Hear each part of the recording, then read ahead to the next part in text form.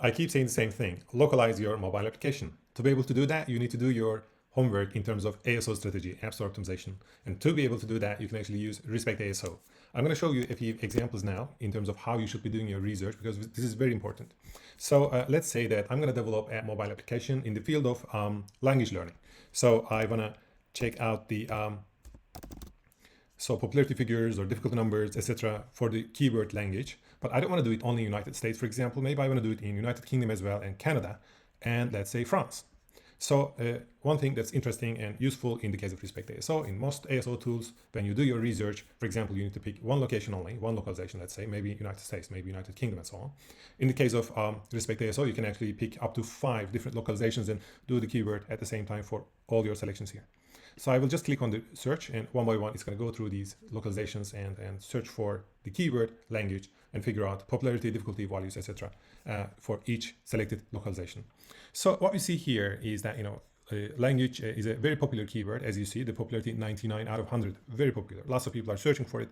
Overall difficulty, on the other hand, is 85 and opportunity is 27. Popularity and difficulty is very high, so which brings down the value of opportunity, because even if popularity is very high, it is not easy to rank for this particular keyword in the App Store organically in the United States. So if we have a look at the values from United Kingdom, the popularity is 97. It is very popular there as well. Overall difficulty is 76, somewhat lower compared to United States, but opportunity is 40. It's not really going anywhere actually. So it is very difficult to rank for this keyword in United Kingdom as well. What about Canada? 95 popularity, but overall difficulty is 73 and opportunity is 43. And what about France? In France, the picture changes significantly. Popularity is 26, overall difficulty is 48, and opportunity is 23. So I will go through them once again. So let's only focus on the popularity figures, but actually instead of changing the tabs here, I can just come down and see all the keywords in the list down here as well. So this is your search history, and this is the place where keywords are saved, and you can check them out whenever you like by just clicking on this one. For example, you see all the details as you see. But the popularity is, from United States, as you see the country column here as well, showing you for which localization you make the search for. Language 99 in United States, popularity 97 and 95 in United Kingdom and Canada. But the popularity goes down to 26 in France. What does that mean? Does that mean that people are not interested in language learning apps in France? It's not the case actually, just because the people in France speak French and they make their searches in French, not necessarily in English. And that's why this keyword has significantly lower popularity in France. So what about overall difficulty? Difficulties are from United States to France. I'm going from the fourth one to the first one here, fourth row to the first row. So 85, 76, 73, and 48. So difficulty-wise, France localization has the lowest difficulty, but since popularity is very low, so not many people are actually searching for it, which brings down the opportunity figure to 23. If you compare the opportunity values here, how big is the opportunity itself for this keyword in each localization, the French localization seems to have the lowest popularity, or lowest opportunity actually. So even popularity, but even the opportunity. So which means that the popularity is low and opportunity is low, and difficulty is not that low actually. It is 48. It's not 15 or something. It is not worth going for this keyword in France. You can still do that, but what will that mean? That will basically mean that you're not going to be getting that many downloads because people are not necessarily searching for this term in France. So I want to show you 2 other interesting things. So for example, if you come up here again, so for example, let's have a look at the language keyword for United States localization. Down here, you see the apps that are actually ranking for this particular keyword in the localization of United States. What we see here, Duolingo is the number 1, then comes the Babbel, and then Pimsleur or something, a very difficult name, to me at least, AirLearn, HelloTalk, etc. So these are very famous applications, and as you see, they have thousands of ratings.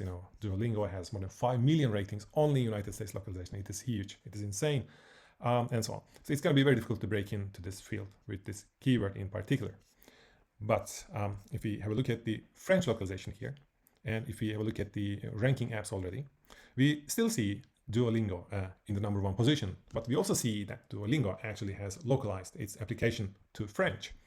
And if we quickly have a look at the applications, you can easily see that most of these applications here, if not all, are localized to French.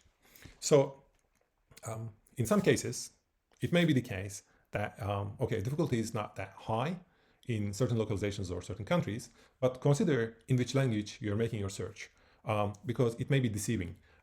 So you should, for example, check out if certain apps or the top ranking apps have localized their applications to the local language itself. So in most of these cases, only going for English localization or English language, so to say, for non-English speaking countries is not going to help you much.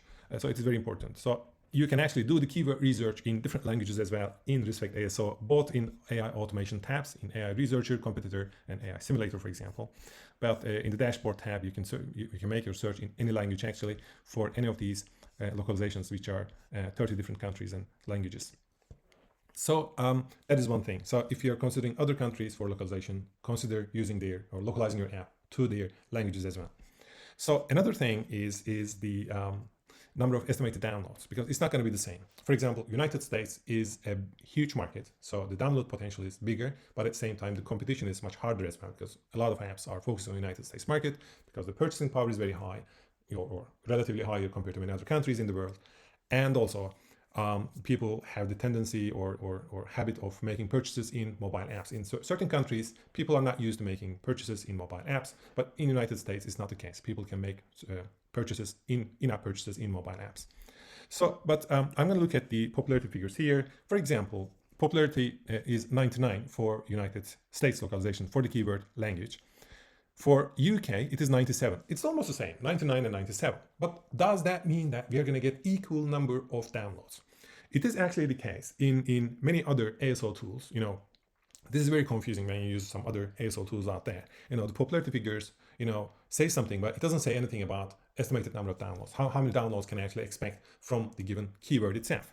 So Respect ASO answers that question as well. For example, popularity is 99. And if you actually rank in the number one position for this particular keyword in United States localization, you're going to be getting downloads somewhere between 432 to 1,700, roughly, around 400 to 1,700. So that's sort of the interval. It obviously depends on how well your store listing is converting, how engaging or compelling your screenshots are, etc. There are different things that are going to play a role there as well. But you can expect, somewhere between 400 to 1,700 downloads per day if you're ranking in number one position. Let's switch to the UK localization. Popularity is 97, not 99, 97, almost the same. But estimated number of downloads is not the same. If you're ranking in the number one position in the United Kingdom, localization here, you are going to be getting, somewhere between 100 to 400 downloads per day. So numbers are vastly different. So popularity numbers are important, but you should also consider the size of the markets. You may say, okay, but there are 30 different localizations. How am I going to know the size of each and every localization or each and every market? You don't need to. You just check out the estimated download figures from the Respect ASO dashboard itself, because it's going to help you to get an idea about how big the market is.